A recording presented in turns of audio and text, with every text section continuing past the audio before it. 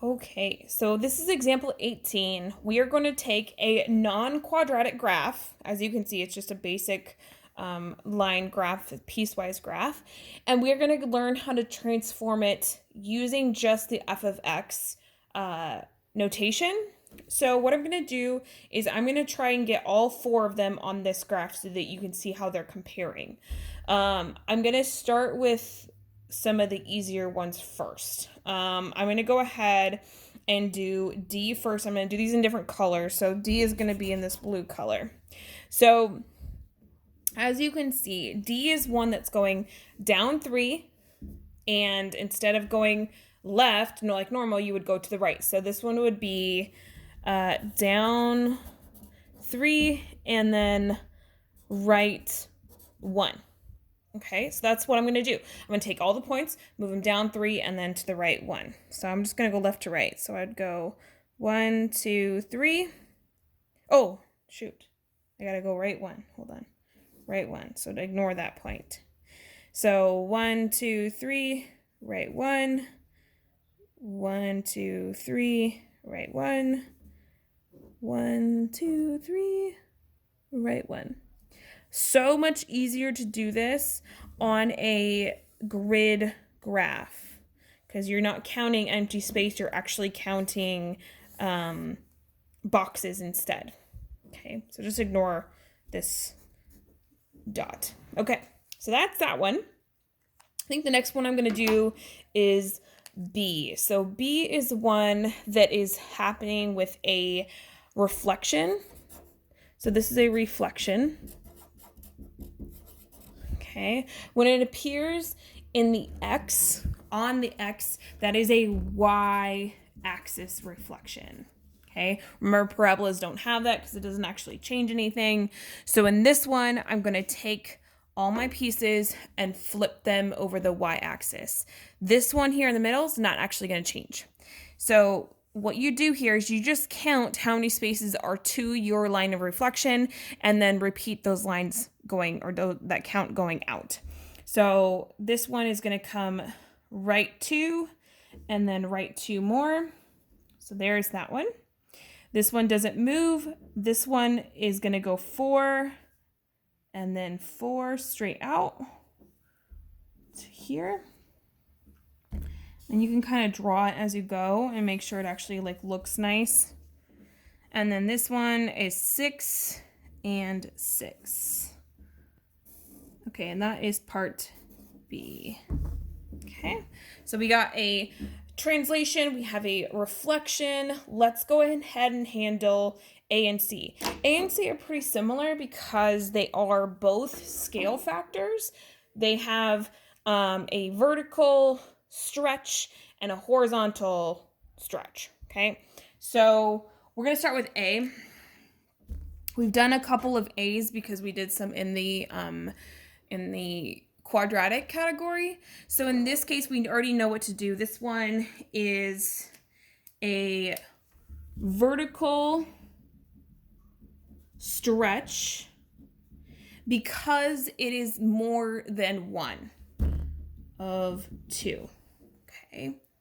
So in this case, I'm going to go ahead and write down all of my 4 points of my original so that we can look at them because it helps to see all the points written out.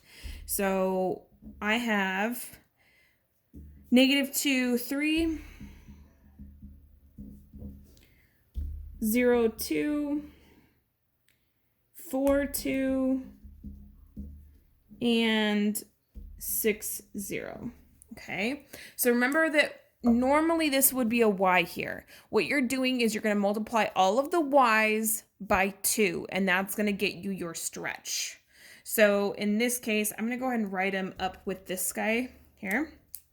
I'm going to take all my y's, these 4, and I'm going to change them by multiplying them by 2. So my new points are -2, 6, 0, 4, 4, 4, and 6, 0. Okay, I just changed the y's. So let's go ahead and draw it, see what it looks like, and hopefully you should see these points kind of stay in the same area. It shouldn't move left and right at all, but it's gonna grow. It's going to get taller. So let's go ahead and do that. 2, 6, negative 2, 6. It's going to come up to here. This one came up. Okay, which makes sense because it's supposed to be doubling. And then my 0, 2 is going to become 0, 4. 4, 4. And the 0, 6 didn't move because there was or 6, 0 didn't move because there's a 0 where the y should be. Okay. So as you can see on here, it clearly got steeper where it should have. You are going to see a double in the slope of those lines. And it didn't grow going across, so that's really good. Okay, let's do this next one. This last one is sort of the hardest to do because the idea behind it is challenging. This is a horizontal stretch. Right? Hold on, I gotta make sure I get that right. 1/2. Oh no, sorry, it's a compression. Horizontal compression. And whenever you do your scale factor, remember that it has to be 1 over your number. So it's actually 1/2. Okay, so same idea. What we're going to be doing here is we're going to be multiplying all of our values here by your dilation factor. In this case, it's 1/2. Okay, there's a little extra stuff that comes with this one. Now, instead of doing all the y's, because your number is attached to the x, we're going to do this to all of the x's. Plus, when you think horizontal, you think about the horizontal axis, and that is the x axis. So I'm going to change all these numbers, and I'm going to half them all. Don't ever change the signs either. So I got -1, 3, 0, 2, 2, 2, 3, 0. Okay, so those are my new 4 points for this one. Hopefully this doesn't get too crowded. We'll see what it looks like. So I have -1, 3. -1, 3 is there. Right there. 0, 2 didn't move. Okay, 2, 2. So this point is shrinking inwards by half. It's your horizontal compression means that you're taking it horizontally and you're pushing it together. And then my 6, 0 became 3, 0. So the height of your graph didn't change, which makes sense because you're not doing anything vertically, but the width of it changed. So I went from here to here, and I shrunk it inwards like this. Sorry, this one was A,